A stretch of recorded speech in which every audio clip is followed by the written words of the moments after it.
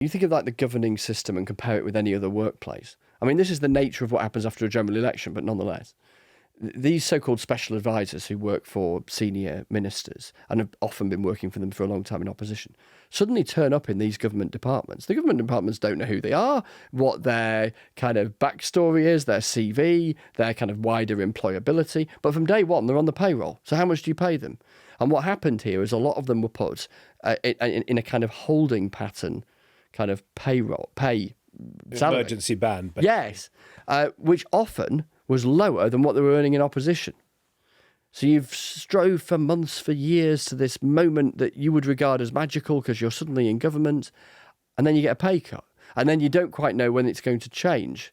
And then you find out that the big boss, in this instance, the chief of staff, is on this amount of money.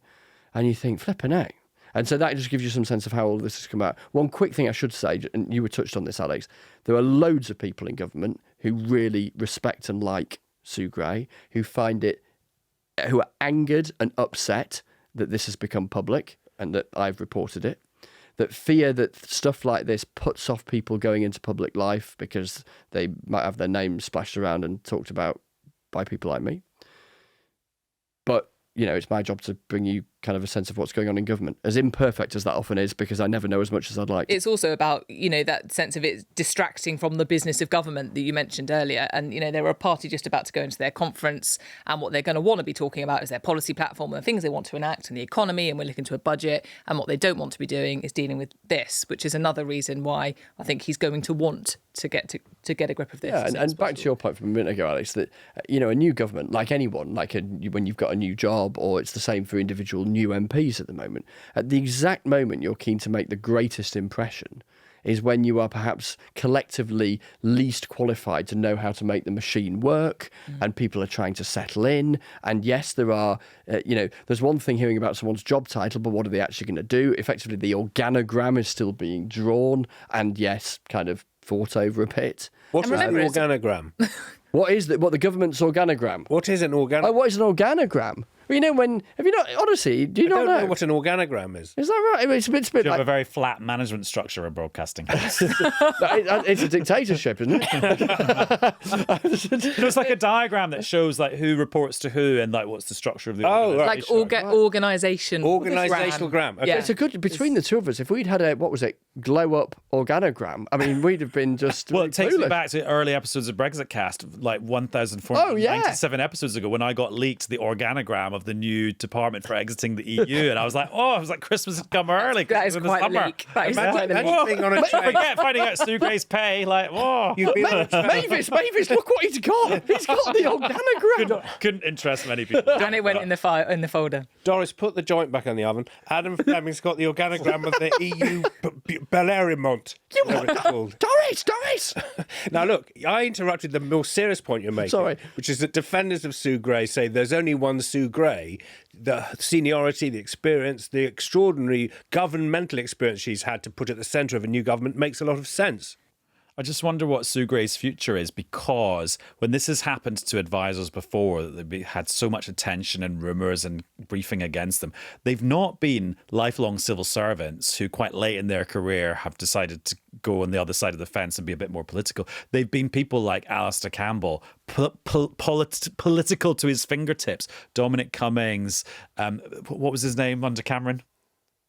Craig Oliver? No, the other guy. Well, because Craig Oliver was somebody who come in from doing all this stuff. Steve Hilton. Steve Hilton. Oh, do you remember? It's funny, like these people are so important at the time, and then like a few years later, you're like, sorry, Steve Hilton, if you're listening from California.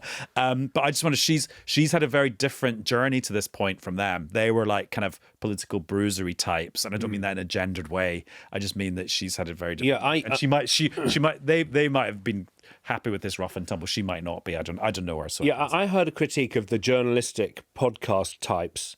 You mean us? Yes. Okay. They're obsessed with process. And ultimately, this is also a few days when a deal's been done with junior doctors, or with doctors, excuse me. A deal's been done with train drivers, which has been making life miserable for millions of people and cuts growth. If you can't go anywhere, you can't help the economy go anywhere. So a lot of things are happening. He is meeting European leaders. I think the point I was trying to include in this discussion is that it's the distraction. These things are sufficiently big in the public imagination that they genuinely do distract. It's not fair to blame podcasts if it is true that there's a free dress, some free glasses, some free tickets. The woman who's running the thing's paid more than the Prime Minister. You've got to get a hold of it. Public interest. Quick question that I have in my mind about Sue Gray.